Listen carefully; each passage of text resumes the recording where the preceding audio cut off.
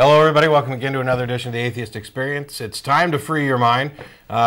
We are live Sunday, March 18th, 2007. I'm your host, Matt Dillahunty. Joining me this week is Tracie Harris. Hey. How you doing? Good, thank you. Much better. Really? Yeah. As I mentioned, it's a live public access program. We've had a number of technical difficulties the past few weeks, and today everything seems to have gone all right so far, so I'm waiting for the other shoe to drop. This is a chance for the atheist community of Austin to interact with the public, answer questions, discuss relevant topics, whether it be religion or broader issues that touch on different philosophies. We're sponsored by the Atheist Community of Austin, a nonprofit educational organization promoting positive atheism and the separation of church and state. The ACA has weekly meetings every Sunday at 11:30 at Ventana del Sol on East Old Torf. And in addition to this program, the ACA also sponsors a bi-weekly internet audio podcast called The Nonprofits. That's PROPHETS. It's hosted by Dennis Lubay, features Russell Glasser, and myself. Will be live again this coming Saturday, March 24th from 2 p.m. to 3:30 p.m. We have our weekly meetings on Sundays, except for the first Sunday of the month when we host a lecture series at the Austin History Center located at the corner of 9th and Guadalupe. This month in April, it's going to be a little different, though. Instead of it being the first Sunday of the month, we're going to do it on the third Sunday of the month. We're going to have Lori Lippman-Brown, who's the lobbyist for the Secular Coalition, come down, speak to us, and give us information about what's been going on there. As some of you may be aware, this past Monday, the Secular Coalition announced the results of their contest to find the highest-ranking elected government official who is a non-theist, and it turns out to be Representative Pete Stark out of California. So my predictions were wrong. I wasn't aware of Representative Stark, and oddly enough, it didn't take long for some backlash to occur because of this. For example, I wrote the other day, they made the announcement Monday, and then Thursday afternoon, or Thursday morning, I guess, the Christian Seniors Association out of Washington, D.C., which is associated with the True Values Coalition, I think. I don't know. They're going to come up with whatever wacky terminology they can to make themselves sound good. They released a press release that basically said it's no surprise that this Congress has produced this monumental historic event, basically trying to say, look, you've elected all these Democrats to take over Congress, and look, right off the bat, we've got some godless heathen who snuck in. Katie barred the door. We're in trouble now. In reality, Stark's been a congressman since 1973. 34 years, so this isn't anything new, and he didn't take any time out from Congress to say, hey, guess what, now I'm gonna announce that I'm a non-theist, I'm a Unitarian, and I don't believe in God, ha ha ha. He answered a questionnaire, and the results of it were published, and in response to this, the Christian Seniors Association feels that they need to have every member of Congress who believes in God stand up in front of the Congress and talk about that belief in God. Now, not only is that ridiculous, it's utterly inappropriate. And they played this up by saying that these godless liberals, because, we all need to take out a page of Ann Coulter's book, want to throttle school children who want to pray, and then we want to sit around and bash God all the time. So if you're wondering, one of the reasons, why do you guys have this show? Why do you come on and talk about all this stuff? That's a big reason. There's been so much misinformation spread about atheists and atheism for years, whether it comes from the pulpit or just a general ignorance about who we are, what we believe, why. That it's important for us to correct some of that information. We are normal people. We're neighbors, friends, co-workers. We differ in one area for sure, perhaps in other areas. You can say that for anybody. And atheism is simply the lack of belief in a God. I don't have any belief in a God. I extend that and don't have any supernatural beliefs. I don't believe in an afterlife. I'm pretty sure when I'm dead, and there's a lot of other things. But there's just that one belief. Everything else stems from other philosophical positions, whether it be secular humanism, which is common among atheists, although it's not required. And Buddhists, for example, can be atheists. There's no necessary belief in a God there. So one of the reasons we do the show is to get the information out, in addition to being able to have discussions with the public on all sorts of issues. So I'm going to go ahead and finish up some of the announcements. Tracie's going to have some stuff to present for us, and then we'll be opening up the calls, open up the phone lines, because this is a live call-in show. And as kind of a heads up, if your question is one that we get frequently, I may shortcut answer you and send you to our website, which you can see at the bottom of the screen, www.atheist-community.org, and there's a frequently asked questions page there, so that when you are the third caller today who's asked what's the difference between an atheist and agnostic, I'll probably just direct you to the fact then. So in addition to those meetings and the lecture, the ACA also sponsors a number of social events throughout the week, including Atheist Happy Hour on Thursdays at Ninfa's on Anderson near 183 and I-35. That begins at 7:30. And after this program, everybody involved tries to get together and we go to Threadgill's on Riverside. All of our events are open to the public. This shows off at 6 o'clock. We'll be at Threadgill's around 6:30 or so. You don't have to be a member to come to any events. You don't have to be an atheist. Any atheist or atheist-friendly person is welcome to join us. If you're, we've had a number of theists come down to have decent discussions, but if you're coming down to preach, proselytize, or provoke us, save your energy, let us eat dinner in peace, and you can call in on the phone and talk to us. A couple of special announcements with regard to the ACA. Elections for the board of directors are coming up in May. There's more information available at the members section of the website, where you can contact any current board member for more details. We're trying to increase the participation and see if we can get more people interested in being on the board and participating in committees, and that's already starting to happen as of the last board meeting. Also, it's membership renewal time for those people who have allowed their membership to lapse. And coming up on this coming Saturday, March 24th, one of the ACA's members, Mike Swift, is going to host a vernal equinox party, and that one is limited to members, so the information is available on the member site. And Mike has requested that anybody who's going to come, please RSVP so he knows how many people are coming, so we can get barbecue goodness prepared and everything else. That's about it. I'm going to save up the National Day of Reason stuff, and we'll talk more about that next week, because Tracie's got a lot of stuff we want to get to today. So. Okay. Well, before I get started, I just want to mention that today, Sunday, March 18th, 2007, on the front of the Austin American-Statesman's Metro and State section, there's a write-up. I don't know if you can get this or not, but Matt actually got I guess an interview and an informational article. Yeah, they came down last week during the show. Yeah. Hey, that's about as blurry as we can get. Yeah. And just about Matt and the ACA and the goals, the group goals, and also, Matt personally a little bit, and just was kind of surprising to see a positive atheist article on the front page of a local section. It also extends on to B7. It got a pretty big write-up, and so I was pleased with it overall. But, it would have been nice if they'd have mentioned the time of the show so that more people could tune in and maybe ask questions and have discussions and things like that. But it's kind of a rare event. So if you have a paper from today's paper and you want to check that out, that's something that you can look at today. Cool.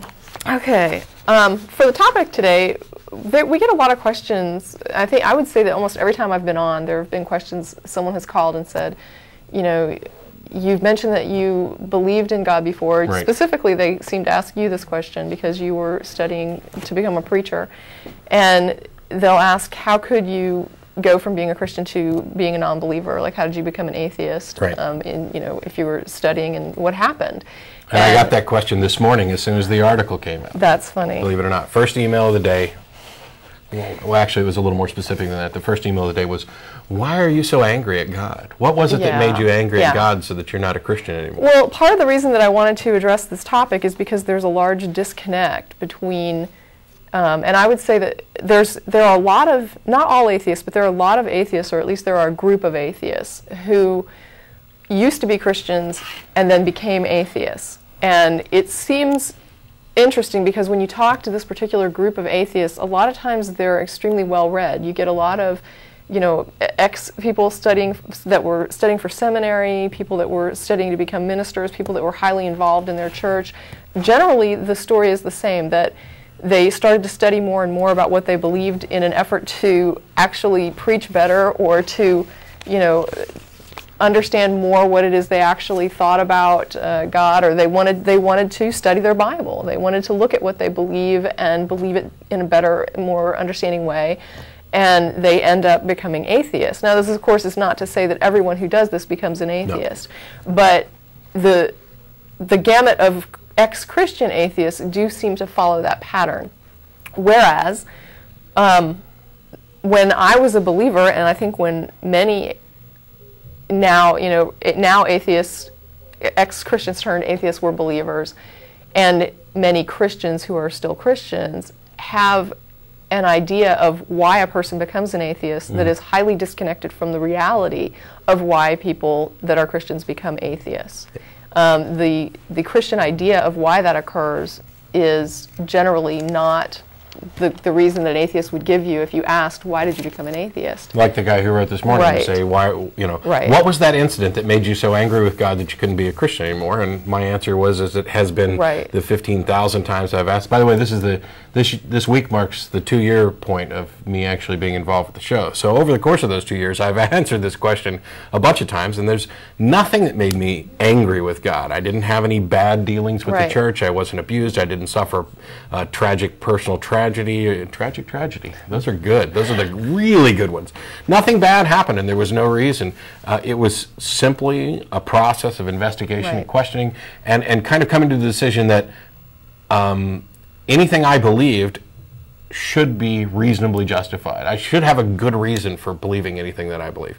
So yeah, there was no, and besides that, after the fact, it would be absurd to be angry at something that you don't think exists. Well, and that's part of the problem. I actually was going to save this particular section for later in the discussion, but since you brought it up, I'm going to go ahead and hit this. That's okay. We had someone come on to one of the atheist blogs and post why he didn't come on and ask, why did you guys become atheists, or why would you become atheists? He came onto the blog and he proceeded to tell us all why we were atheists. And his explanation was that he says there are two people that reject the Bible and God. There are those who feel so guilty they have done something horribly wrong that they feel they would never be forgiven for it. Then there are those who like the lifestyle or sin so much that they don't want to give it up for God or anyone. Well, the problem with this explanation for, while I don't know whether or not that would make someone reject God, the problem with the explanation is that it doesn't really address why someone would become an atheist. A person who feels guilty and doesn't think God would forgive them definitely believes in God. And a person who likes sin and decides that they don't feel like giving that up for God also believes in God. So neither of these explanations for why a person would be an atheist actually addresses atheism. In a way, though, they do. Because from Dan's perspective, and the Christians who agree with Dan, as perhaps I might have, I don't know that I really considered that much about what an atheist was or why when I was a believer. But for them, that is their definition of atheist.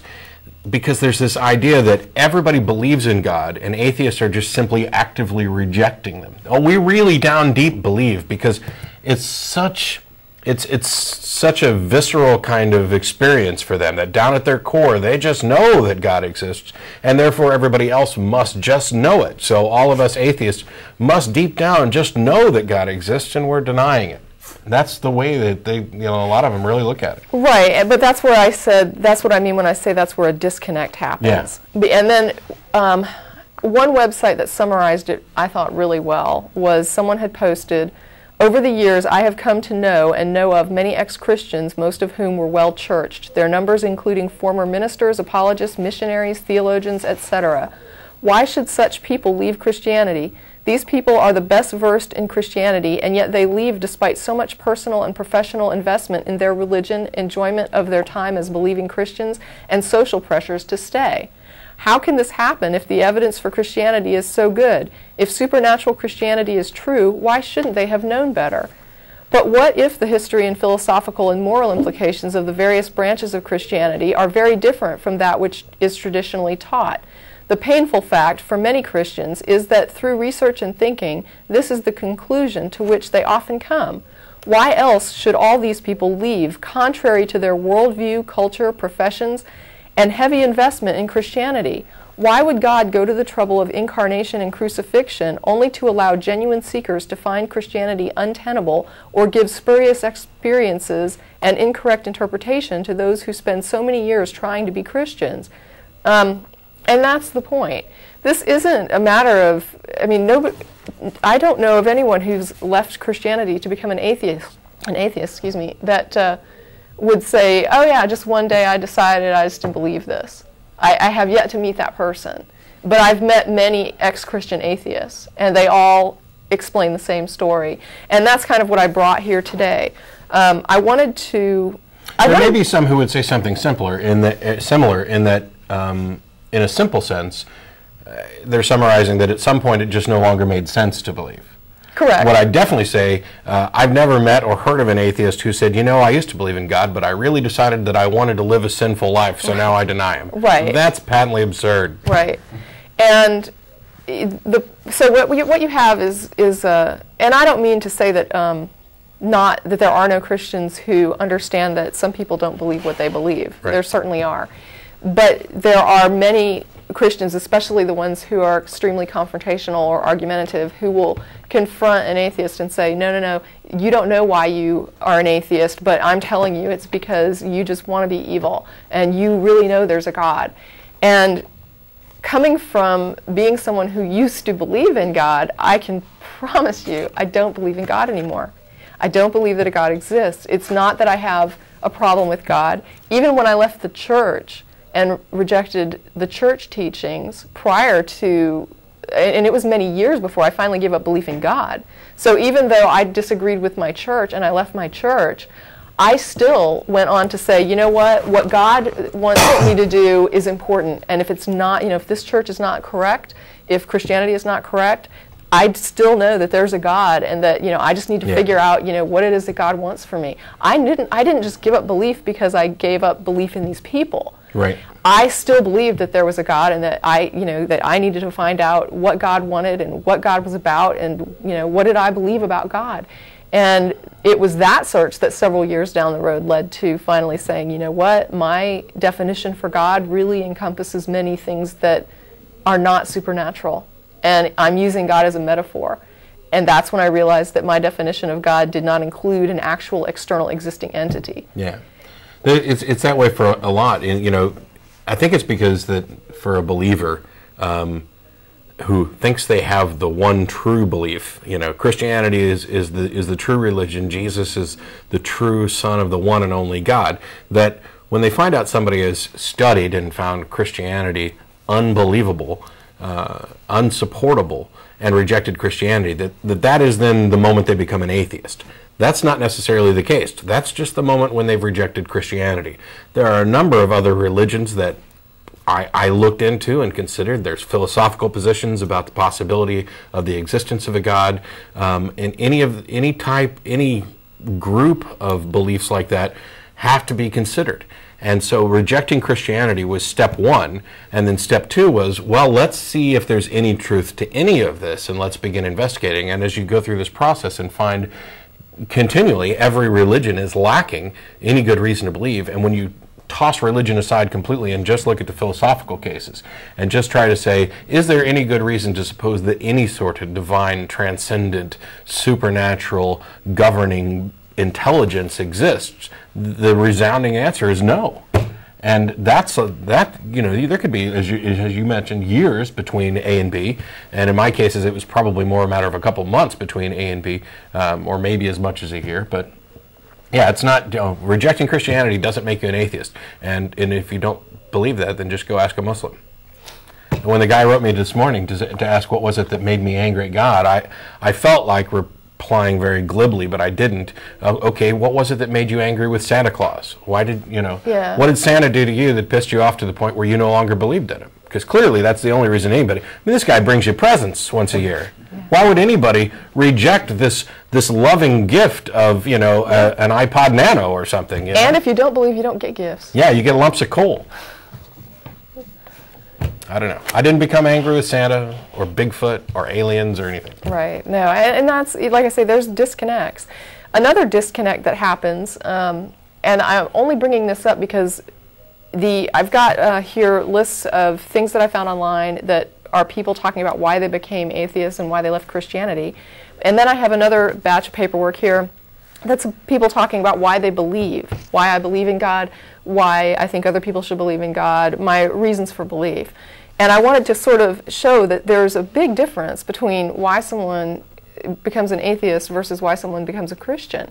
And some of the people that, when I was finding belief hits, one of the things that I found was one of the problems I was running into was that I was finding people that perhaps were raised as Christians, and what I wanted were people that converted to Christianity, because that's what I'm looking at on the other side. I'm not looking at all atheists, because not all atheists used to be Christians, but I'm looking at why someone deconverts and becomes an atheist versus why someone would convert from atheism and become a Christian. And part of the issue has to do with information. And what I found consistently, and what we're going to talk about, is believers are consistently driven by emotional reasons. And I'm not saying that that's wrong. I'm just saying that's what appears to be the drive. And the same with atheism. There appears to be a drive toward logic and reason for determining what they believe is true. In other words, an atheist might feel something is true, but if evidence doesn't support that, like I'm not going to say that there aren't unreasonable atheists, but the skeptical atheist, just like you would have the very believing Christian, the skeptical atheist would say it is less important what I feel than what I can actually substantiate. Whereas the believing Christian would say, you know what, even faced with something that seems to conflict, when I see reality seeming to conflict with what I believe, what really matters is that I just believe. And it's just two different views. It's the same information, it's just two different views of that information that I think causes the problem. And part of the problem that we run into also is the assumption, based on the idea that Matt was talking about, that if I believe in God so much, how could somebody not? And many Christians who come forward to offer apologetics, that's a huge thing with them, is you must feel this because I feel this. But with the atheist, feelings don't count for a lot.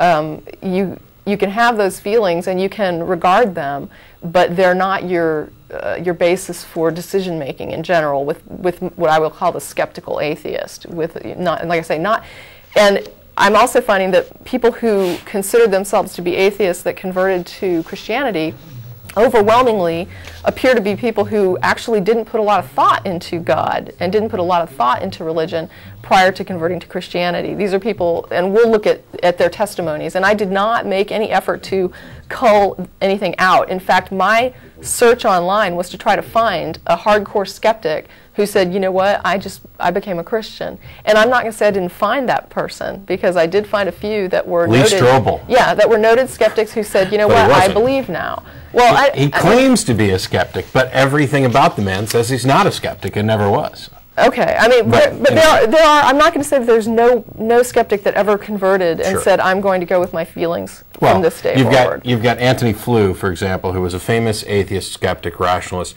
who, I don't know, he's like 90 or something like that, and then comes out and states that he.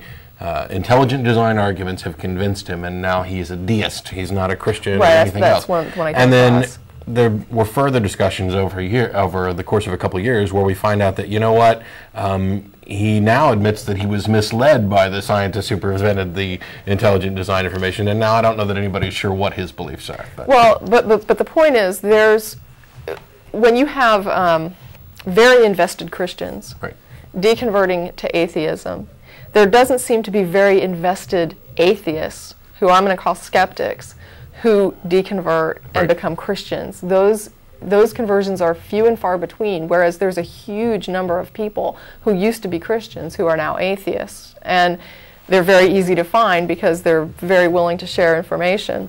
Just to kind of go through, hit on one or two atheist testimonials, I wanted to start with one that I've been promising to talk about for a while, and finally I'm going to get around to it. And I wanted to use this one first because this was actually sent to me in a personal correspondence, and I did ask permission to use this, and the person said it was okay to use. I'm going to refer to this person as Stephen only. We're not going to use the last names. But Stephen is in a discussion with someone via the internet, but it's someone he knows personally, who wants to save his soul. Found out he's an atheist, wants to save his soul. And Stephen, in his correspondence to me, has just sort of been saying, you know, this is what the idea I'm trying to express, and what do you think? Like, just kind of, can you look over my letter and see if you think it's clear? And when he wrote to me, there were some issues that this person that he's been writing to has been asking him about evolution. And I keep explaining, and Stephen's fully aware of this, evolution and atheism are separate issues. Yeah. A person does not have to believe evolution in order to be an atheist, and a person does not have to be an atheist in order to believe evolution. They are not dependent on one another. However, that's another assumption that a lot of Christian apologists make, which is that somehow if you, and this is the same one that I talked about earlier, Dan, he made the assumption, he told me that, I believe in evolution, I believe in the Big Bang. I had never discussed that with him. Yeah. He had no idea what my stance was on either of those issues. I had not told him. He assumed that because I'm an atheist, I must believe evolution and I must believe the Big Bang Theory. Which, in fairness, it's common. Right. For reasons of rational thought and accepting science as an explanation. It's accepted for the same reasons that one evaluates anything and says, I find this to be a reasonable assumption. And that's where my stance is. And I told him that. I said, I don't walk around saying, he was basically saying that I say Big Bang is true. And I said, no, I say it's a reasonable assumption. And that with more information, one day they may adjust this theory. I don't know. But it doesn't matter to me because it doesn't affect my atheism. Yeah. If I found out tomorrow that the current model is completely wrong, my position on whether or not a God exists doesn't change. Correct. In order for me to change from disbelieving the proposition that a God exists to believing it and accepting it, you've actually got to present evidence to support that hypothesis. Right. Discrediting one hypothesis that might be in opposition to yours does nothing to prove yours. But the idea that atheists present like a disingenuous view of how they really feel about God is part of the reason that I wanted to share part of a personal correspondence, because this is someone writing to someone else kind of privately. And when you express your views to your friends and you say, look, this is how I'm looking at this and this is my concern, you tend to be more honest. Most people will tend to be more honest and more upfront and more open than they will be when they might be posting publicly, and you might be a little bit more reserved about how much information you want to share or how much you want to talk about. But what he says is, and this is in regard to his correspondence with the other person, I don't want to give him the impression that my acceptance of evolution automatically made me an atheist. Rather, my acceptance of evolution made me realize how badly Christian apologists had lied to me about origins. I became disillusioned by this, which prompted me to ask more questions and seek answers more aggressively, and that was what led to my atheism. But that's too indirect and too easily confused. For now, I want to emphasize the message that origins debates are irrelevant with respect to whether or not God exists. Given how quick he was to jump on, oh, you must hate God so much, I don't want to give him an opportunity to axiomatically equate evolution with atheism and thereby rationalize dismissing both without further investigation. And to me, that's very clear that you have this atheist saying, I don't want this person, this Christian that I'm talking to confuse the idea that evolution is why I'm an atheist, because it's really not. It's two separate, unrelated issues to me. And this is something that he says in honesty, in private, to another person. And yet still, there's a Christian apologist view that, evolution and atheism, that evolution drives people to atheism, and it really, I'm not going to say that it couldn't be a key factor in someone accepting atheism, but it certainly isn't necessary to become an atheist if you accept evolution. There's many Christians that accept it and still believe in God. I mean, it's... On a side note, though, as far as I'm aware, all of the hosts and co-hosts involved in the show do accept evolution. We get a lot of calls from people because the topic comes up. It's because religion Christianity actually is proposing an explanation of origins and proposing an explanation for life and the universe and everything. So because of that, as soon as you deny a particular religion, you're left with this gap that you need to fill. Or perhaps you might have already filled it with other scientific explanations. So evolution does come up. My atheism, nobody's atheism that I'm aware of, is contingent upon evolution being true. But because it comes up a lot and we try and avoid having detailed discussions about it, because we're not biologists, we're not experts in evolution, I would hate to give out misinformation that falsely propped up somebody's position on something.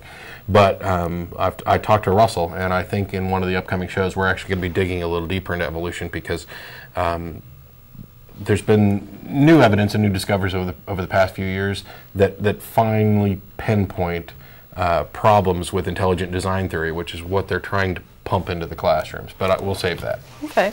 Maybe I should just hit on, I guess I'll just hit on a couple more that I found online. This is people that posted publicly about what made them, this is actually from someone who still believes in God. So this was a person who claims that they're still believing in God. But what they posted was at Talk Origins, and they said, "To my eternal dismay, I was consumed by the creationist claims of contradictory evidence," meaning contradictory evidence causing a problem for evolution. Right. Their site was well formatted, and by this he means the apologist site, was well formatted and easily navigated. It provided quotes and references and seemed, and he puts that in all caps, that it seemed legitimately concerned with exposing errors in evolutionary theory. Through two scientists, which I engaged in friendly debate, I received information that made me search for additional information. I wound up here. I believe in God.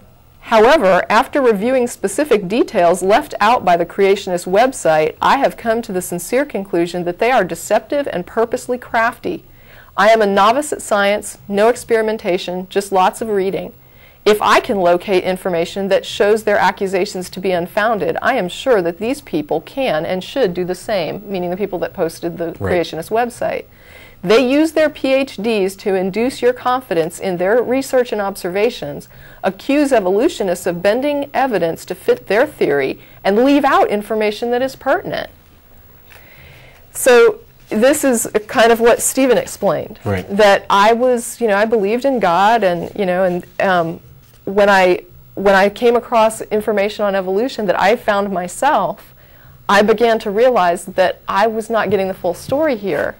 And the problem is that when you're trusting information that's provided to you by other Christian apologists, and then you find out that what they're telling you is not full disclosure, you have to ask yourself why. Why is it that someone would purposely misrepresent the other side? Why is it that someone would purposely withhold key information and just give part of the information and claim that it's incorrect without actually giving the entire context for that information? Most people tend to research even more after coming to this realization to say, you kind of say, what else are they lying to me about? Yeah. And it becomes just an avalanche of, oh my goodness, they're lying about all sorts of things. And you can't believe some of the things you've been told, or I can believe, and I know this is the same experience many people have had, the amount of misinformation that I was provided as a Christian by famous apologists, and I'm going to name Josh McDowell as number one. I called him the other day on the blog, I think, King of the Half-Truth. Yeah. I mean, he gives the information that supports I don't think he's quite king. Lee Strobel is king. Okay. Because Lee Strobel pretends to be a skeptic, then goes around interviewing people who agree with him and asks them easy questions. He's basically just a shill for the intelligent design community. You're talking about the creationists who are and the intelligent design folks, whoever, they're essentially propping up people's beliefs on bad information. They're providing, a false foundation for beliefs. It reminds me of, in the Sermon on the Mount, where you don't build your house on the sand at the end. Well, and I want to talk too, though. There was one specific believer who posted why he believes in God, and I did have a little bit of a commentary on that one. So I'm hoping I can locate my concern with it is this: is that why is it necessary? And why is it so common for these people, like you've got this guy who ran off to get a PhD in geology, who is a young Earth creationist, and now he's going to work for Liberty University and the Discovery Institute and everything else. Why is it why is it necessary or seem necessary for these people to put together all these half-truths and lies and misinformation in order to prop up people's belief? Isn't there real good evidence to prop up people's belief? Does it just not exist? Is that why you're out there lying and making stuff up? Because there's no good information? Here's what I found. This is what I found, and this is, I think, very telling. Like Josh McDowell, the section that I studied, or this version of his information that I studied, was called Evidences for Your Faith. And if you think about it, the idea that you believe something already, and then you're going out to try to find evidence to support why you believe it, should tell you something. Yeah. if you don't know why you believe it, and you have to go and get somebody to provide information to tell you why you already believe a thing, then this really isn't the evidence that supports your faith, because you already had the faith before you came across this evidence. So the faith is not based on this, and that's the disingenuous nature of the hardcore Christian apologist, is that they'll come forward and say, these are the reasons I believe, and they list these apologetics that are fairly flawed. And when push comes to shove, the real thing is that they believed it already, and then they went and got the apologist arguments memorized. Your reason for your faith is not the apologetic argument. I'm not going to say that there's not anyone who ever was presented by an apologist argument that was converted by that. What I'm saying is that most Christians that I know who use apologist arguments as saying this is the reason I believe, it's really not. They believed it before they found the arguments. They usually went to get the arguments after they got into a discussion with a skeptic and then decided I better find something to help me support an argument for what I believe. And then they go and they find these apologetics, and then they come back and they say this is my response. Well, then they usually get shredded based on the fact that the apologetics are only half-truths and they don't have the full story. And then when the skeptic comes back and says, yes, but you've left out A, B, C, and D, and you actually have just sort of shoved this poor point aside, which is extremely relevant because it impacts what you're claiming, that's when you see a lot of defensive-ness and anger that comes out. And again, I'm not talking about all Christians. This is a specific or all of anybody. Right. This is a specific type of Christian, I think, and that's why I keep trying to say the apologist, because that's mainly who it is. This is just an example of what I'm describing. There's a website, and this person actually posted their name, Lambert Dolphin, and posted quite a bit of information about what they believed and why.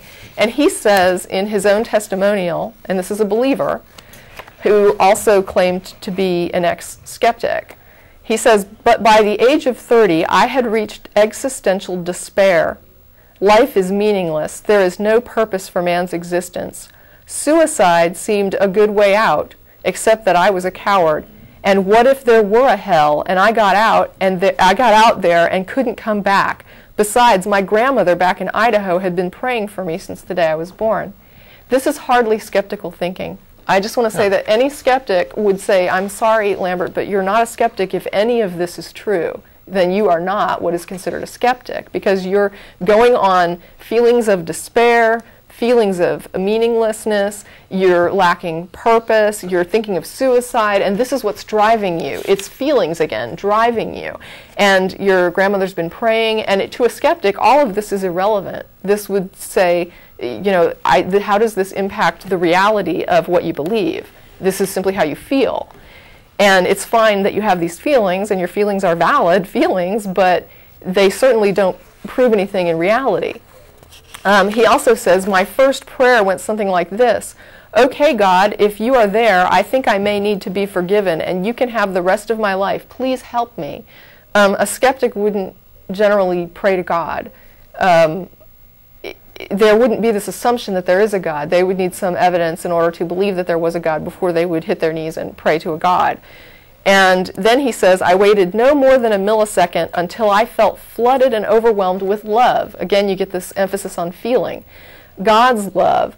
There in that office and now in my heart was the same Jesus I had read about in Matthew, Mark, Luke, and John. So this person's belief, and like I said, I'm not going to condemn belief on emotion, but his belief on emotion is clear. I mean, he's believing because he feels this is true. He's having feelings that are driving his belief. The problem is that on his homepage, he states, Lambert became a Christian in 1962 after a long search through the religions and philosophies of the world. Well, that's not what he described. He described that he became a Christian because of feelings that drove him to that. Feelings of despair, feelings of meaninglessness, not knowing where to go. He was not happy in his life, and he turned to Christianity to find that love that was lacking. And then when he felt that love, he called it Jesus, and he accepted it, and now he believes. That is not the result of a search through religion and philosophy. That's the result of responding to emotion. Yep. Let's go ahead and start taking some calls. The phone lines are full right now. We'll get the number back up for you as soon as we start clearing some of these out. Thanks again for everybody who's watching. As a reminder, we're on every Sunday from 4:30 to 6 o'clock. on cable channel 10. And after the program, we'll be going to Threadgill's. Any atheist or atheist-friendly person is welcome to join us down there. The show's over at 6 o'clock, and we'll be down at 6:30. So we've got, is it Kevin? Yes. Hey, how you doing? Well, good afternoon. I'm sorry. I just want to say, first of all, that I've watched the show a couple of times, and I've never saw a show that made me feel disgusted about talking. You guys are very intelligent, and I appreciate that. The thing that I really wanted to talk about the most is I've already given up the belief in religion or Christianity because I've never believed in a devil or something that was just as powerful as, you know, what people say God is. I don't profess to know, or I've given it up totally, I think. But what I wanted to really speak on was that, to me, if anything, I don't really like the labels Christianity, spirituality, or even atheism. The labels don't do well for me. I don't like being put in that label. But anyway, what I really wanted to say is I think that, if anything, atheism, by definition, is probably more natural than Christianity, because you're introduced to Christianity, but you're born naturally atheist. Right. Yeah. It would be. You don't really believe in anything at that point. Yeah. For propositions like that, the default position is atheism. I mean, it's a lack of belief in something. There's no justification to believe. Belief is reserved until there's a justification for belief, and that's the way it is for nearly everything. Right. But what I really wanted to do was find out, will you guys talk on, like, I'm a married man, and my wife is definitely a Christian. I don't knock her beliefs. I don't buy into them. Right. But how do you coexist with someone that's really, like, you know? Yeah, I can. I don't even mind. I'm sorry for cutting you off, but I don't even really mind, you know, being in an environment where Christians are, or going to a Christian church. I mean, I've studied a lot of Christianity, and, you know, it's like, you know, the beliefs are, I mean, think about it. Christianity was started after Jesus Christ supposedly died. So, I mean, what kind of stock can you really hold in that? Right, Jesus was a Jew.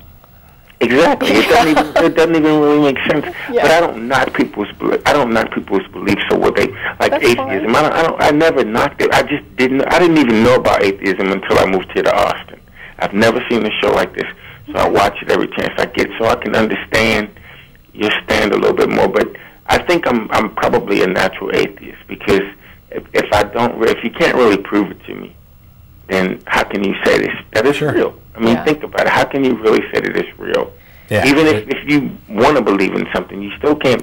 I mean, people used to believe that the earth was flat. You were asking, though, about how do you coexist with a believer. I guess it sort of depends on your relationship with your wife and whether or not. I'm married, and my husband is not an atheist. And it just depends on whether or not you can talk about it, and if you want to talk about it, or if you can't talk about it, or if you don't want to talk about it. I mean, there's a lot of dynamics involved in relationships, and it sometimes is just best to not talk about something if it's a big problem. Yeah, I'm sorry. That's where I'm at right now. Okay. But I just really want to say thank you for and I don't necessarily feel like I have to fight against people that believe in something. I can prove to you that what you believe in is not real. But I don't want to fight. You know. Right. You know. I just out of curiosity, is your wife inclined to discuss this with you? Not when I can prove that she's, you know, believing in a bunch of. I guess what I'm asking is, does either one of you seem to initiate conversations about belief or non-belief? Or do you feel? I mean, no, we don't really talk about it, I guess. Okay, so she doesn't really come. She's not trying to convert you or something. No, I mean, I can go to a Christian church. I don't have to buy. I basically, to me, it's more like a social gathering. Sure, I understand. More so than anything else, and I can go and do that. I mean, because I know in my heart that, you know, I can't. I'm gonna be honest with you. I can't prove that a God exists or doesn't exist. I know I'm here. Right. You know? And I know that you know, when I leave, I don't know what's going to happen. Right. So why believe in something that you don't even really know that much about? That's the first thing. I agree. I mean, it's just so. But I don't knock people. I mean, I've studied a lot of different religions. Right. Yeah. One of the big things I end up trying to do most often is that I try to make sure that when we're talking about something, we're talking about issues and not people, so that while I might say a particular idea is stupid or unjustified or without any basis, I wouldn't say it as that the person is stupid, because I'd basically be insulting myself, because from the age of 5 until, you know, around 32, 33 or so, I was a theist. I was a Christian. You know, I got saved at the age of 5 and rededicated my life in my teen years and believed this stuff, you know, wholeheartedly. I wasn't perfect. I was a normal person who did things like anybody else. But there's no point in attacking the people. But also, you know, you say you know, you can go into churches. I've gone into churches. I don't mind going for, you know, I went for a funeral for a friend of mine. Her son had passed away. I went for that. I don't mind participating in some things like that. But I also think that, and you mentioned not wanting to fight. I'm not necessarily looking for a fight, but I do think that the issues are important enough that we need to discuss them, specifically because people are taking their private personal beliefs and pushing them out onto the public. And the example that I brought up earlier, where just this senator or this representative, simply by stating in a poll completely unrelated to his job that he was a non-theist, has caused an outrage amongst this one Christian group who now want Congress to take time out of the rare occasions when they do business and stand there and give their personal testimonies. That's outrageous. Never mind that it's it's a violation of our Constitution, where there shouldn't be religious tests for office, and the First Amendment, and all these other issues. It's just unnecessary. It's wasteful, and that's a huge problem with religion. People waste money. You get your 10% tithing, and you're building these huge churches. And I'm sure, you know, we all know that churches and religious organizations do good in the world. They do help out. They do run charities and help people. But there's a huge amount of money that's wasted. Right. What I like is I like the fact that you guys stay intelligent. You don't have to, you know, get ignorant. I mean, when you look at some religious shows, I mean, they basically want to chastise people just because they don't think that the same way that they do, and I think that's wrong. And that's what we're addressing here today, is just the idea of the Christian, and I don't mean, like I say, I keep qualifying this. I don't mean all Christians. I mean these hardcore right-wing apologists that come out and say, you're an atheist because you love sin and you just want to do evil and you hate God. And that's not why I'm an atheist.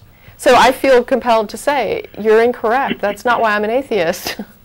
Well, like I said earlier, I think it's more natural. Right, I think it's agree. more natural than religion. Definitely. And I don't know if I'm necessarily, I don't like the labels. That's I don't label me as a Christian, don't label me as a black or white. I'll just label you as a friend of the show. Right, and How I will definitely see. I need to get around you guys more so that I can really, you know. Dinner. We have a perfect opportunity for you with our number of events and dinner after the show. I mentioned before we'll be going to Threadgill's. You're more than welcome to come out and join us, and you're also welcome to come to our other events as well. All right, thank you very much. Thanks a lot for calling, Kevin. Appreciate the call. Thank you. Thanks. You know, you mentioned how you know, basically you were talking about hardcore fundamentalists, that you were talking about those things. There was an interesting article that Sam Harris wrote, and I love reading his stuff. Yeah, me too. He talked about the spheres of belief, how at the very core you have extremists like, you know, Islamic extremists or dominionist Christians, and then out from there you've got fundamentalists and then moderates and then liberals and everything else. And the thing that he made about this point wasn't so much that there are the spheres, but the people on the outside ring, the liberal ring, are protecting the inner rings from criticism, which are protecting that ring from criticism as well. Right. They're all kind of feeding from the same pool, so and you know, encouraging each other that way. But we got, is it Ed?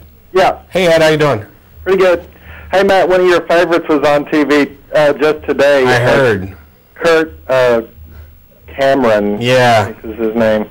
He's one of those guys that says, I was an atheist and now I'm a Christian, you know, blah, blah, blah. Then he goes on later on to say, you know, I hated God, you know, and it's like, well, if you were an atheist, how did you hate God? Right.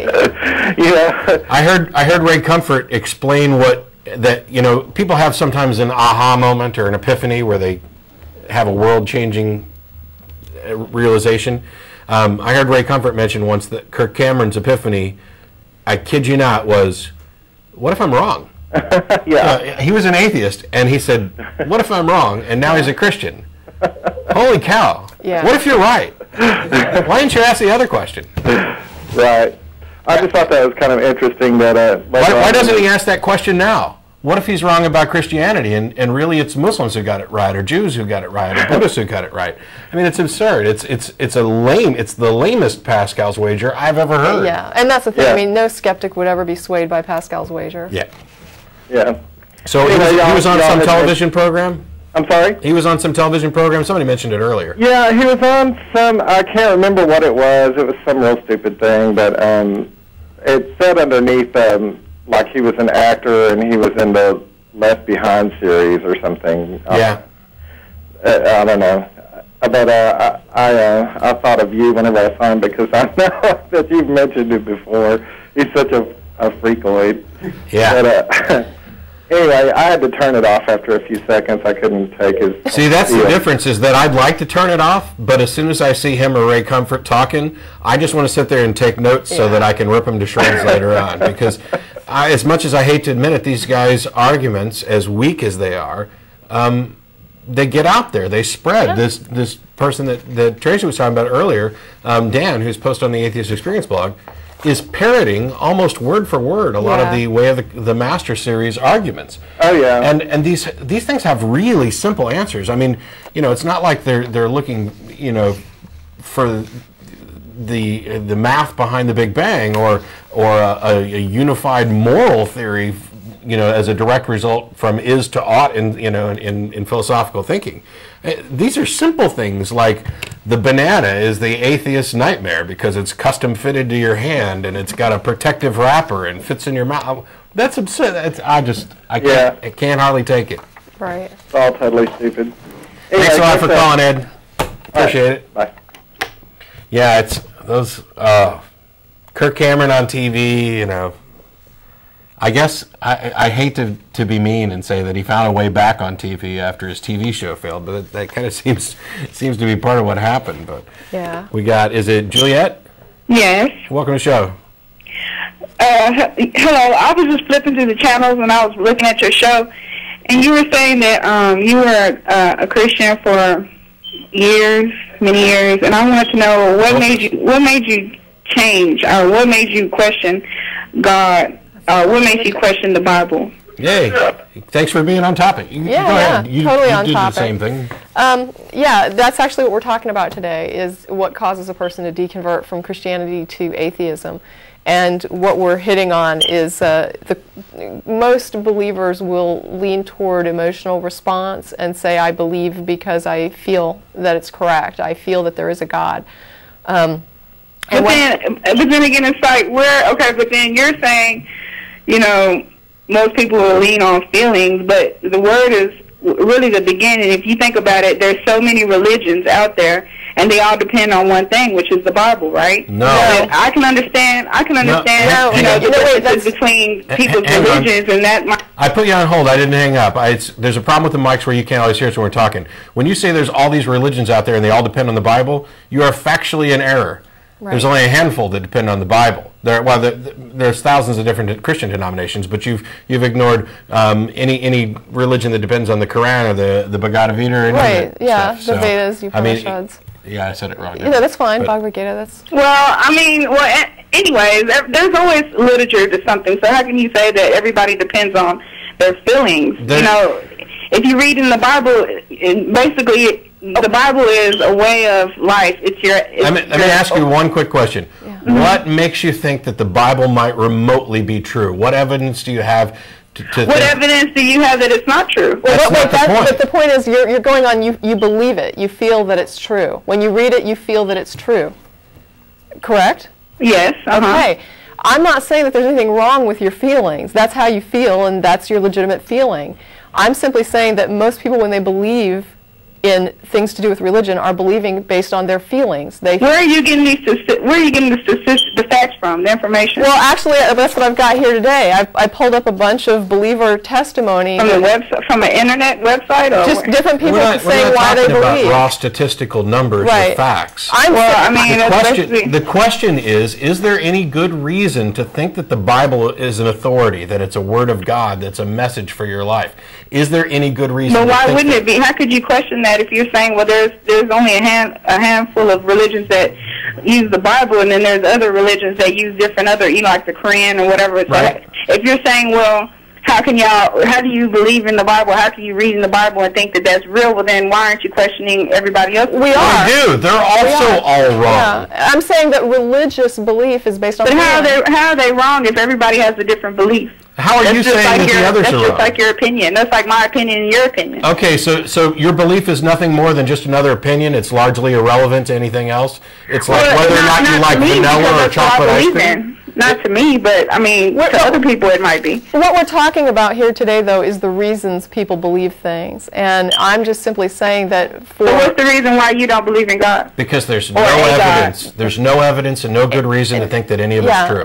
But then again, you're saying that, well, from 5 to 30, you believed in God. So what was the reason between those time periods that you believed in God and now you don't? Because I was raised to believe, and I was ignorant, and I did not go out and investigate to find out whether or not any of this was likely to be true. You didn't find that information or the statistical matter, or you just woke up one day and was like, I don't believe in God, or what made you just... No, that's not remotely it. This is why we're having the show today. I can't, obviously, I mean, you missed part of the show. There's something critical that you're missing, and that is that, I believed. And what I said was, the reason that I've changed my beliefs is because I went out to find out whether or not my beliefs were likely to be true, whether there was a good reason to believe that it was true. Don't you care? What was the good reason? Hang on, would you wait just a second? Do you care whether or not what you believe is true? Well, in the Bible, because I'm a Christian, so I don't care about the Bible. There's not no... I don't care about the Bible. I asked a question. Do you care whether or not what you believe is true? That's important. I lean on faith, so I don't. So you don't care. There's no real information. That's just like me saying, well, I was born one day, and because I don't know where I came from, So you don't care whether or not your beliefs are true. Human existence. I mean, what? So what you're saying is that you do not care whether or not your beliefs are true. But also, I want to add that you just said that you believe on faith and that you have no real information. And when I say that's why you believe, you seem to get offended by it. But yet when you say it, it's exactly what I just said. Because we're having a conversation, but what I'm saying is I lean on faith because I don't know what's going to happen next. So it's not, I don't wake up in the morning and I don't depend on myself. But that's the reason why I believe in God. I believe that God will help me throughout the day. So you believe because it feels good. And I lean on that. Yeah. Because I lean on trust. I lean on faith. I lean on that. It's comforting to you. You feel because it feels good. It's comforting, right? I do it because that's what's real. No. That's not what you've said, and that's critical. You said there's no real information. Everything you said is that there's no information, that there's no... Now you're saying that you're doing it because it's real. Now, I asked you earlier whether or not you cared what you believe is true, and you ducked that answer. Yes, of course. No, I said I cared, but I said you probably wouldn't care because that's my opinion. That's what I said. No. Everybody has their own opinions, and that's the whole reason why you're an atheist and I'm a Christian. Everybody has their own opinions, their own beliefs. If it's something you can easily discard as a matter of just opinion, then we might as well be talking about whether we like chocolate or vanilla. But wait a second. Whether or not something exists is not an opinion. If I say that a chair exists... Well, that's basically how it is for you because you're just, No. It's not how it is for us. Existence is a matter of reality. Fact. I mean, if something exists or it does not exist, that's not an opinion. This pen is either here or it isn't. Yeah. God either exists or it doesn't. Right. Your beliefs are either true or they are not true. Right. This is not a matter of opinion. Opinion would be whether or not the pen writes well, but the pen is here, and that is a fact. And even if I hold up nothing and say that a pen exists in my hand, that's also a statement of fact. It is a false statement of fact. But when you say something exists, you are claiming fact, not opinion. Additionally, let's ignore all of that for a second and say that we were talking about matters that just boiled down to opinion. The morality of something like slavery, for example, that's just an opinion. It doesn't really matter, right? I mean, it should be okay for somebody to think that slavery is okay. But in reality, we realize that slavery is morally wrong and that it's worth taking the time and effort to point out to people why it's wrong. And it's worth taking the time and effort to say that, you know what, this isn't just a matter of opinion. It's about how we want to live and what is right in how we treat each other. That's because slavery actually happened. That's because there were people that actually witnessed slavery with their own eyes. We can't witness what's in supernatural or what's in the natural. Correct. Exactly. That's why we don't believe it. Because you can't observe it. There's nothing to observe. You've completely transposed. So you mean to tell me that you depend on yourself every day and you think when you die you're not going to go anywhere? Correct. That's correct. Yes. So where did you come from? Do you know? My parents. Yeah. And that's it. Where did your parents come from, and their parents, and their grandparents, and their grandparents come from? You don't think that there's if the answer people came from people? Well, they do come from people. Are we evolved from monkeys? I mean, where do you think we came from? I think that apes and humans have a common ancestor. But regardless, but it doesn't matter. Regardless, the fact is, it does matter. No, it actually you it doesn't. Have to come from somewhere. Even so you don't believe that you have a soul within? No. You don't believe in none of that? No. But even if the answer to where did biology originate, like where did biological organisms originate, if the answer to that is I don't know, it still doesn't prove there's a God. But nobody really knows, though. Then why would you claim there's a God? Then why would nobody really know? Then why would someone claim there's a God? Grass came from dirt. You just admitted nobody really knows. And so that's if you what don't we're know, saying. If you don't know, then it seems silly to claim that there's a God that did it. And it's absurd to believe something without evidence to support that belief. Right. And if you want to say that you believe based on faith, congratulations. Then you just supported what I'm claiming. Millions of other people who are willing to comfortably hold an irrational, contradictory belief in their head and deal with the rest of their life on reasonable terms. But to say honestly, I don't know, and then say, I believe God did it, it's like you can't say that. If the truth is you don't know, then you should say, I don't know. Well, the only thing the only thing I have to say is the Bible's been around for many years. There's been dinosaurs, there's been people, we've evolved, and throughout the years, people die off. You don't live forever, right? Yeah. But the Bible has lasted around for many years, and that's been proof because it's actually been handed down from people to people to people to people. Correct. So that is proof of what is real. And what about all the other books that have lasted for a long time that have been handed down from people to people? They're still in use today. And what about other ideas that aren't, in book form that have been handed down from people to people to people? You're making absurd arguments. You're claiming that something is true. Something is true because it's comfortable, because a lot of people have believed it, because it's been around a long time. Congratulations, you just explained why people felt that the earth was flat. But here's something that's interesting that you were asking what books, because I actually have something in today's notes about that. There's a pamphlet someone gave me to use on the show that's called The Christian, the Holy Scriptures. And in that little pamphlet, it has a quote that says, "There is nothing like Scripture. If you could lay your hand on any human writing of 3,000 years ago, what would you find? A curious relic of antiquity having no application whatsoever to us or to our time. A musty document, a piece of obsolete writing referring only to a state of society and to a condition of things long since passed away. The Bible, on the contrary, is the book for today." Well, here was my observation on that. "Slaves, obey your masters" has application for our time. This is from the book for today. Buddhist teachings start at about 2,700 years ago, and there are many modern and traditional Buddhists today. Buddhist philosophy is extremely relevant to any time period as it addresses discipline and emotional response. The Vedas date from about 1500 BC and predate any biblical writings. The Upanishads are dated at around 800 BC. Certainly, there are still many Hindus today. And I've read these books and found many of the teachings to be very philosophically relevant to modern life. Arjuna, there's one example I was going to give, but I'll say that for another time since I don't have a lot of time. The Old Testament, by comparison, dates back to only about 500 BC, and that's the oldest date supposed. So in no way is the Bible unique in its age or in its applicability to modern life. Misinformation disseminated by a Christian apologist is a common theme to Christian to atheist deconversion stories, and this is an example. So where did you pull that off of the internet? Well, that last paragraph was my thought. I got the first quote. Because we're okay with thinking originally. But I want to let me answer that. Getting all this information from, though. The first quote about the Bible being unique is from a pamphlet that a Christian puts out. What I say is that when you look up the information on the Hindu Vedas, the Hindu Upanishads, it way predates the Bible, and it's still in use today. And the same with Buddhist philosophy. And so why don't you believe in that then? Why should I? I don't believe in yours, and I don't believe in theirs for the same reasons. Why should I believe it?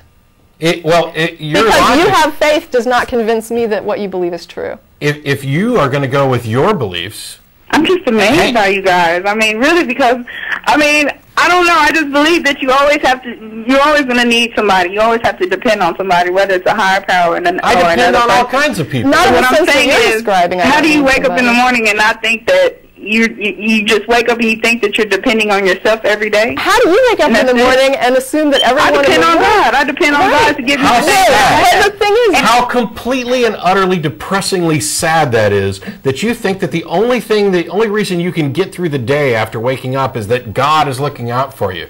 It's great to be able to take advantage of the knowledge that you're in control of your life, that you have friends and family around you that you care for, that you can also that they care for you too. That when the going gets tough, you can depend on your close friends, you can depend on yourself, and do things with your hands instead of hitting your knees and hoping that God will miracle your ass out of whatever trouble you're in.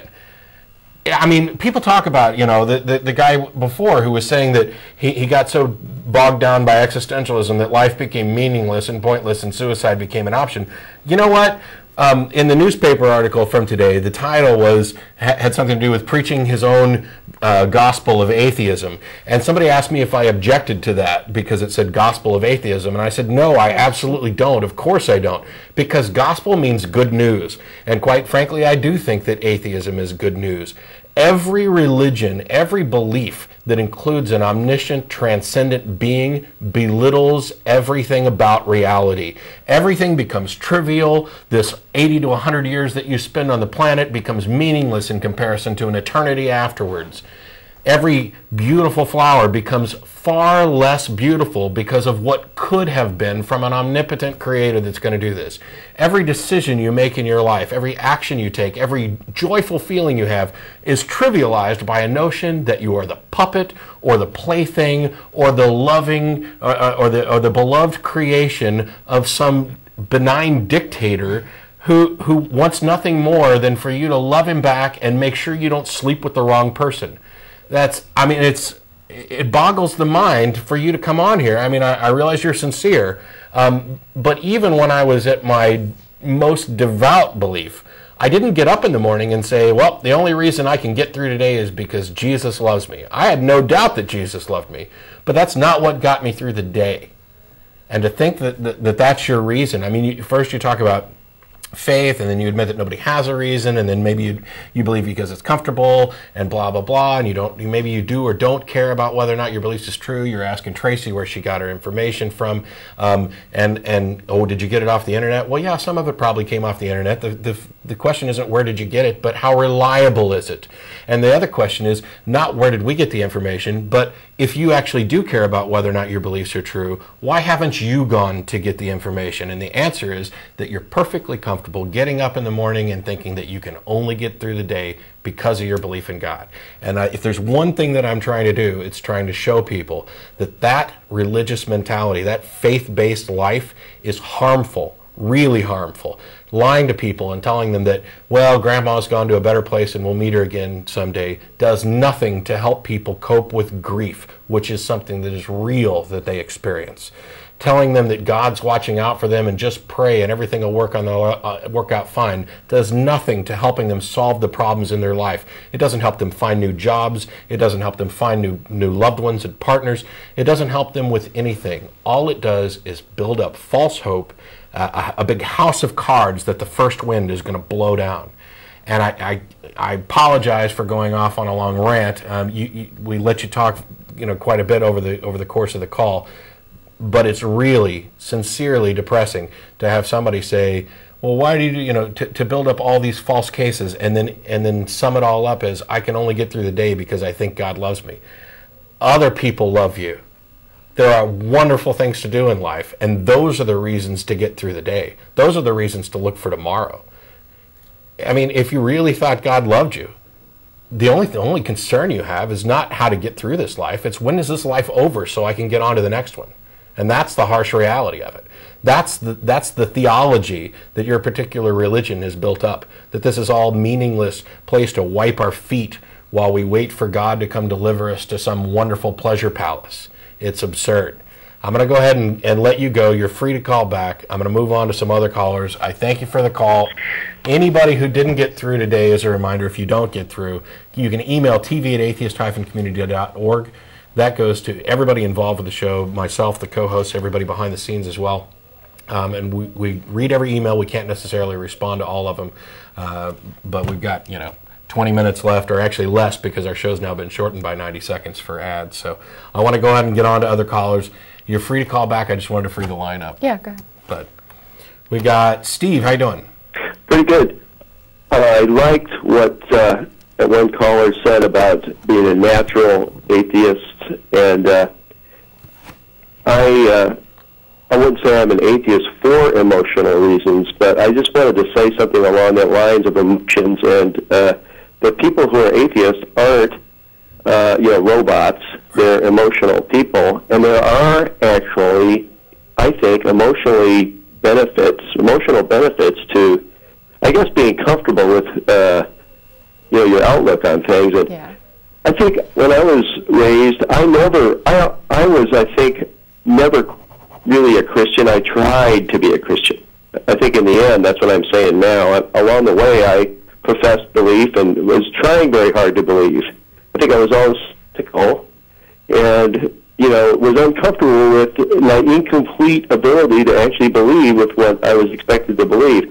And actually letting go and actually say I don't believe it was a huge relief.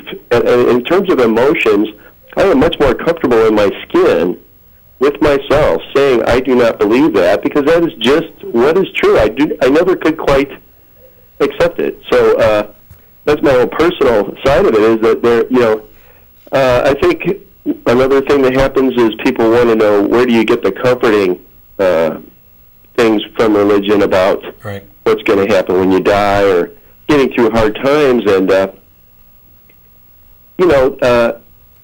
those things happen to everybody, but in some ways it's comforting to know things like, the universe works the same way all the time, and these kinds of storms are finite. Whether I make it through or not, the sun's going to come up eventually, and the birds are going to chirp. Whether they care about me or not, I don't know. But I can be comforted by that. I can actually, in the same way, I think people get comforting from other things. So I just wanted to say, I just don't want us to be portrayed as not needing emotional supports or not feeling, our life when we're experiencing it. And I know you guys are saying that, but people might jump to that conclusion, that we're actually just toughing it out, and we don't, experience a lot of the emotions. Cold logic and facts and all that stuff. Yeah, definitely. Yeah. I'm going to let you go. I appreciate the call. It kind of, whoops, crap. Sorry.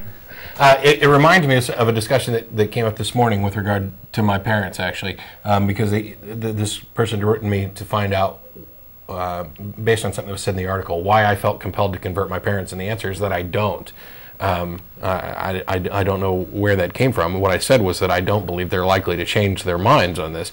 I don't feel compelled to try and change their minds. We don't discuss it. They're not comfortable with it, and I don't actively go out seeking fights, which is why this is a call-in show and not a call-out show. It'd be really kind of cool, I think, maybe, to get a list of preachers in the area and come in here and call them up and challenge them on their beliefs. But I don't do that. Instead, I'd rather talk to people who are actually interested in discussing the issues. But I do, I'm going to take another call here, because if the question's correct, I think it's going to lead into what I was about to say anyway. So, Lance, you had a question? Yeah, I watch the show from time to time. It seems like smart folks, and folks, I feel embarrassed. A lot of people that call and disagree, but you seem like a nice guy, and I was curious, if we weren't just a little upset a while ago, did you really mean what you had said about people with faith kind of thinking of the world as a place to wipe their feet until it's time to go to heaven? You broke up there. You asked me if I really meant something. I can guarantee you that if I said it, I really meant it. But what was you seem like you might be saying it out of frustration, or like a little angry. But I mean, religious people thinking of the world as just a place to wipe their feet until it's time to go to heaven. I mean, that's a little I mean, you know, I mean, that's a little exaggerated. I mean, you don't really believe that. Yes, I really do believe that. It's accurate, because it's one example of how I think this religious, faith-based mentality causes problems. And the other example, which kind of ties into what I was saying a minute ago, is my parents are deeply religious people, and I was raised that way. Now that they've found out that I'm an atheist, that caused them some grief, some emotional pain that was real. And the only reason they experienced that is because of this faith-based belief that they have, this system which is divisive, which creates an us and them mentality. Their belief is so strong that they're convinced that their son is now going to spend eternity forever in hell. And that causes them grief. And my thing is that that's a prime example of how religion is causing a problem in their life. The simple fact that I don't happen to agree with them, and the fact that they have polluted their mind and accepted an immoral dogma which states that simply not believing in something is a justification to torture somebody forever in hell, those two things together have now caused them grief and pain that I'd rather they not experience, but I can't do anything about it. I just wanted to add, the apologist we were talking about who's posting at the blog, one of the quotes that Stephen responded to was, that this apologist offered was, "I hate this life." Yeah, it's in the Bible. I hate this life. And the idea that you're all worldly, you care about the world, and you shouldn't care about the world, you shouldn't be part of the world, you shouldn't be, I mean, this is what we're hearing from Christians.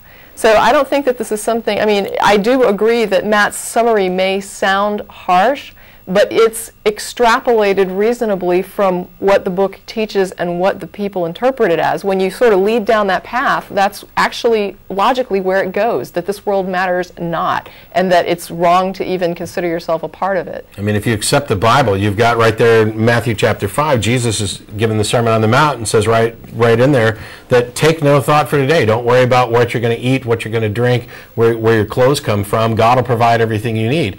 It goes on to say that you're not supposed to consider yourself of this world, and that this world is irrelevant, that this world is nothing compared to the next one, that it doesn't even matter. Yeah. The only purpose, I guess, according to Christian theology, is to give everybody a shot to chip in and try and get that, you know, afterlife. And a lot of Christians will use their own description that the world is such a horrible place in order to say, like, you know, you need salvation because look at how horrible everything is, since they'll attribute the fall in Eden to literally tsunamis and say the reason that we have tsunamis today is, you know, because we messed it all up, and that's why we have so many horrible tragedies in the world. It's because of our own, you know, our own sin brought this into the world, and they look at the world as a bleak and ugly place.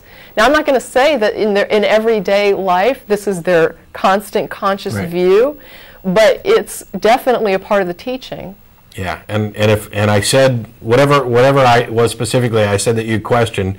I definitely believe it. Now, I don't think religion is necessarily all bad.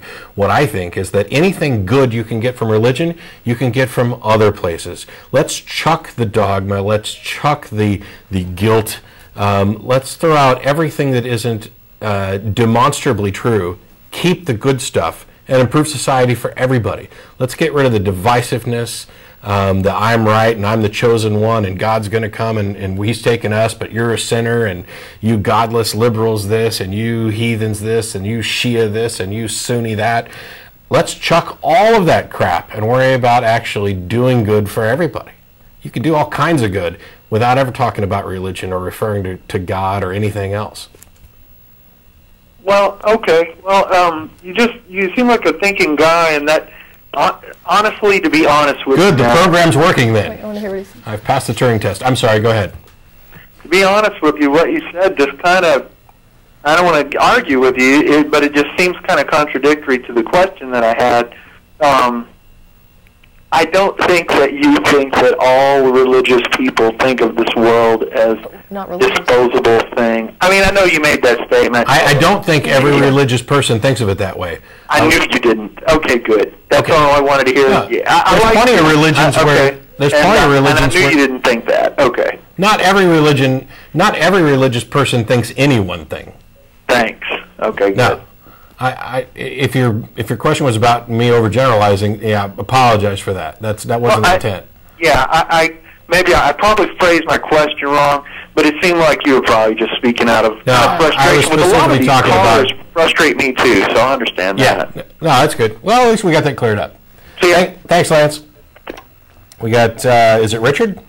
Yes, how you doing there, sir? Good, how you doing? All right.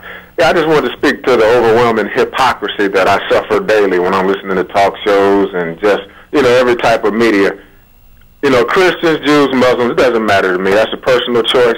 But I'm just tired of every time something happens, oh, I'm only human. Oh, you can't judge me.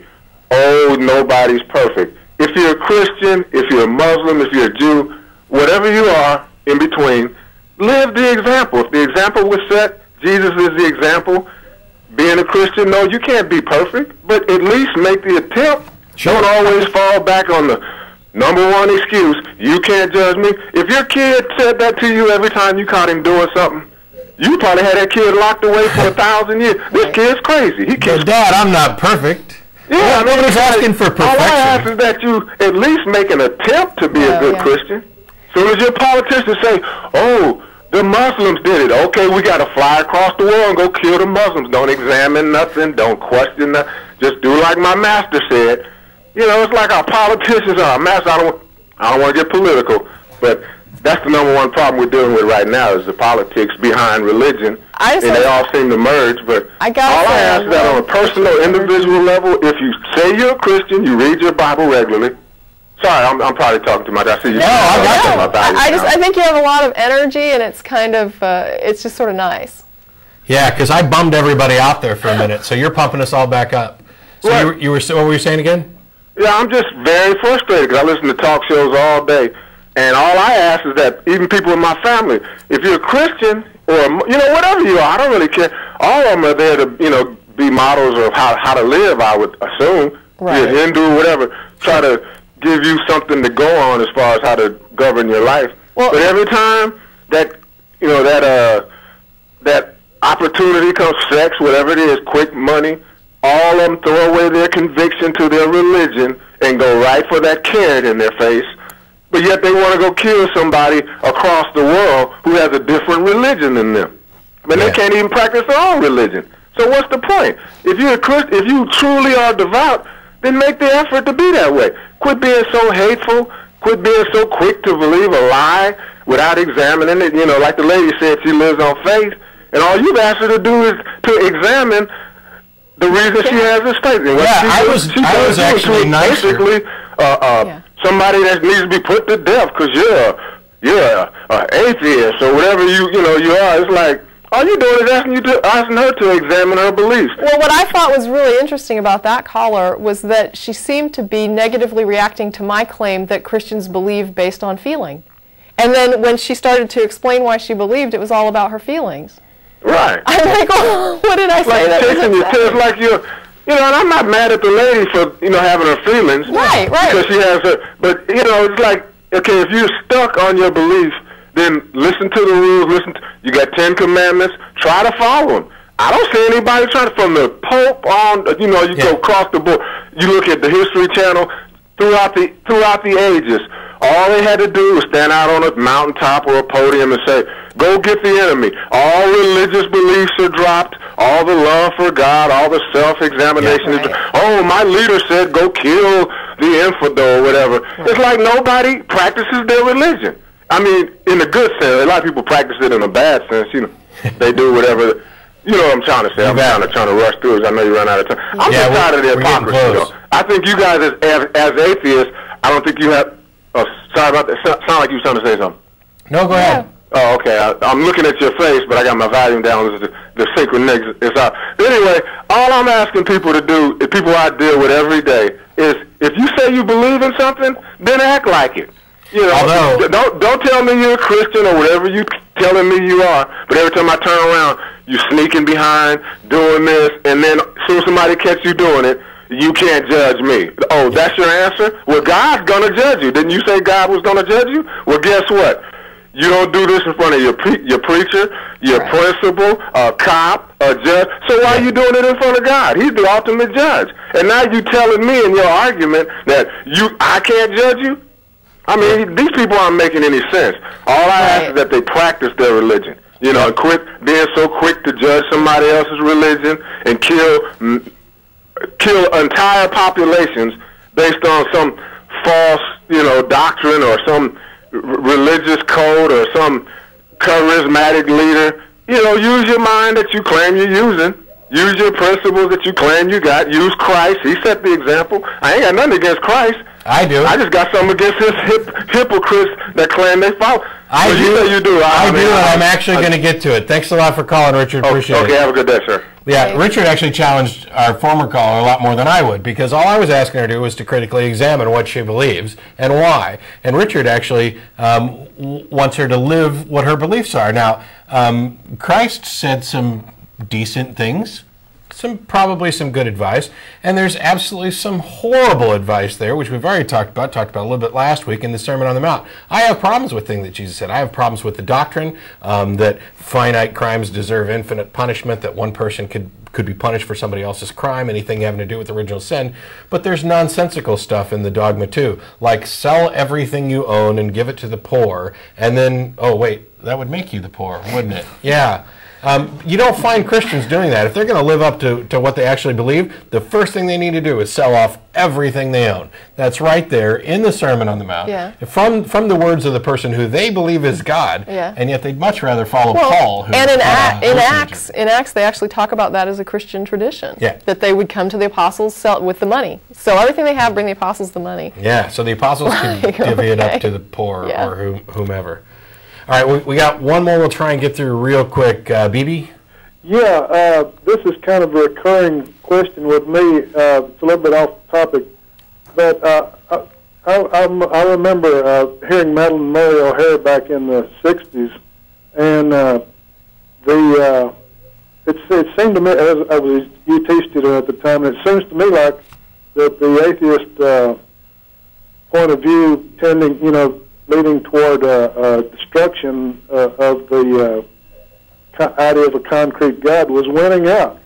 And along about 1960 or 70, I suppose, there was the big Time magazine headline, God is dead. Right. And of course, the social revolution was going on at the same time, which was supposed to be grounded in reality and things that could be done, more than just mythology. And so here I am, like 45 years later now, and I'm just constantly puzzled why they got turned back around. I was wondering if you had any observations, or maybe if you might make a show on that. We'll definitely talk to you. I got to let you go because we're just about out of time. Thanks for calling. Yeah. We definitely have lost ground. We lost ground between, let's say, when Robert Ingersoll was speaking in the 1890s. We started getting this free-thinking society and good progression, and then we lost some ground. And then McCarthy. we lost in the McCarthy area. We covered it in the 60s. We lost it again. Hopefully we're recovering again, and maybe this time we'll hang on to it. Thanks a lot for watching. We'll be back again next week from 4:30 to 6. Appreciate everybody watching. We'll be down at Threadgill's here shortly. Any atheist or atheist-friendly persons welcome to join us. We'll see you next week.